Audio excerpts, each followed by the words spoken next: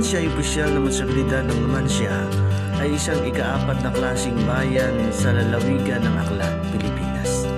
Ayon sa census noong 2015, ito ay may populasyon na 31,934 katao. Ang Numancia ay nakatali sa silangan ng Kalibo, sa hilaga ng Dagat Sibuyan, kanluran ng Makato at ang timog ni Luzon. Pero alam niyo ba mga kaibigan kung bakit tinatawag na Numancia ang Numancia? Ang orihinal na pangalan ng Numancia ay Madianos. Ang pangalang Madianos ng Malayan na nagmula ay maaaring nangahulugang lowland, sapagkat ito ang nag-iisang bayan sa lalawigan ng Aklan na walang highland o kahit na isang maliit na burol. Mula sa Numancia, maaaring mong tingnan ang mga bundok ng Madiaas na may tuktok na hugis tulad ng isang sarok o sadok. Ang pangalang Madiaas ay maaaring naging isang hinango ng salitang mataas na kahulugan na mataas. Nang dumating ang 10 Malay datos mula sa Borneo, binili nila ang isla ng Panay na dating tinatawag na Aninipay mula sa Aita Chief Maricudo. Ang transaksyon ay nakilala bilang barter ng Panay. Binigyan ni Dato Puti ng isang sarok kay Maricudo at ang gintong kwentas na kapinagan, at ang asawa ni Dato Puti ay ibinigay kay Maningwang Tiwang, ang asawa ni Maricudo. Mayroong iba pang mga kalakal na kasangkot sa transaksyon na ibinigay ni Maricudo ang mababang lugar sa Dato Puti at mga membro ng kanyang partido, habang si Maricudo at ang kanyang tribo ay sinakop ang mga mataas na lupain o ang mga burol at mga bundok. Noong mga taong 1213 AD, natapos na tuklasin ang buong isla, nakilala at inayos ng mga pinuno ng Malay ang Madiaas Confederacy o ang Katlipunan ng Madiaas. Hinati nila ang mga isla sa 3 sakop o lalawigan at pinangalanan silang Akyan, Hantik at Irong-Irong. Si Sumakwel ay itinalaga bilang pinuno ng Hantik at ang Bangkay ay itinalaga bilang pinuno ng Akyan, at si Paiburong ay tinalaga bilang pinuno ng Irong-Irong. Si Sumakwel na siyang nakakatanda sa 3 pangulo ay napili ng mga tanyag na buto upang manguna sa konfederasyon. Ang mga kapital ng bawat sakop o lalawigan ay ang mga sumusunod: Bugasong sa Hantik, Ogtong sa Irong-Irong at Madiano sa Akyan, dahil ang Sumakwel ang unang kabisera ng Madiaas Confederacy, si Bugasong ang unang kabisera ng Panay. Maraming mga makasaysayang account ang may iba't ibang mga bersyon tungkol sa insaktong lokasyon ng unang pag-ariglo na itinatag ng Bangkaya sa Aklan. Sa Numancia ay mayroon pa ring maliit na ilog na tinatawag na Madianos na nagsisilbi sa hangganan sa pamamagitan ng Marianos at Laguimbanwa. Ang ilog na ito ay dating malawak at mabigat.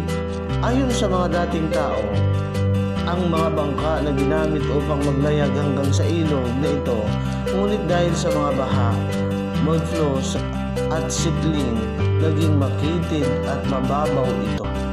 Ang Barangay Marianos ay maaaring maging mismong lugar kung saan kasama si Dato Bangkaya at ang kanyang pamilya kasamang iba pang mga pamilyang Malay na sumama sa kanya.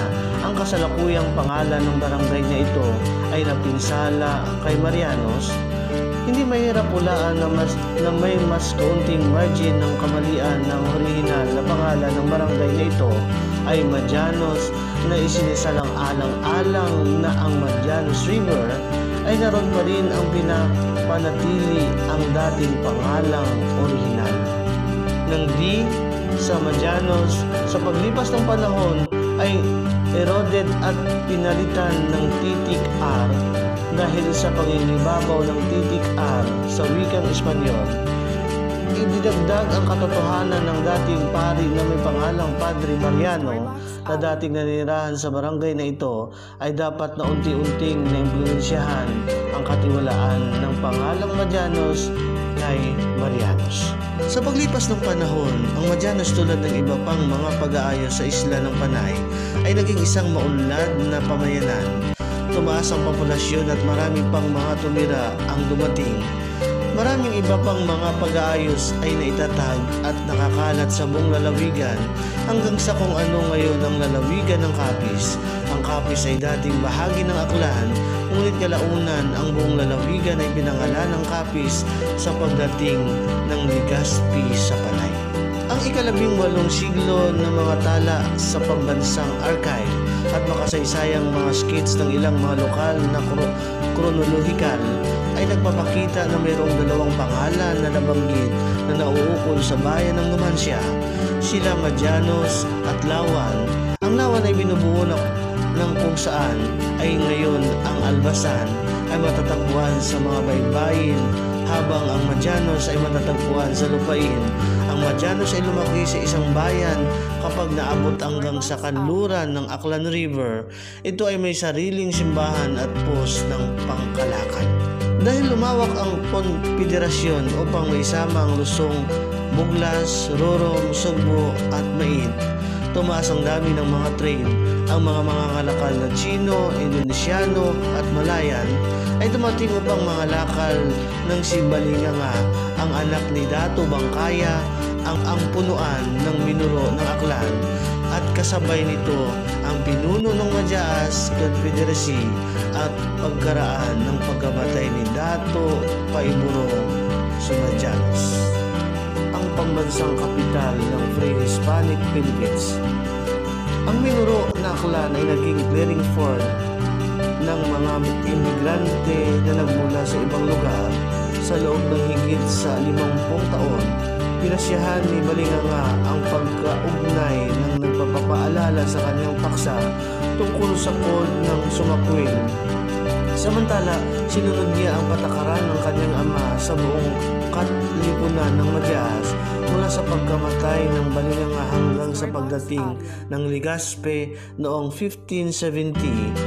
Marami ang kahalili ang nagpasya sa lalawigan ng Aklan at ang upuan ng gobyerno ay nilipat sa iba't ibang mga lugar dahil sa kilusang demokratiko at paglabas ng oras.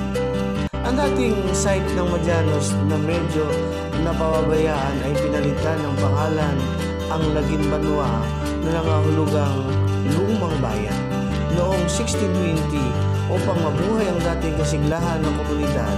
Kasama sa bayan ng Laguimbanua ang mga teritoryo na ngayon ay sinakop ng Leso at Numancia, ngunit habang ang komunidad ng buong Aklan River ay naging mas maunlad, ang upuan ng bayan ay nilipat noong 1785 sa kung ano ang Kalibo ngayon, at si Leso at Numancia ay naging mga baryo ng Kalibo.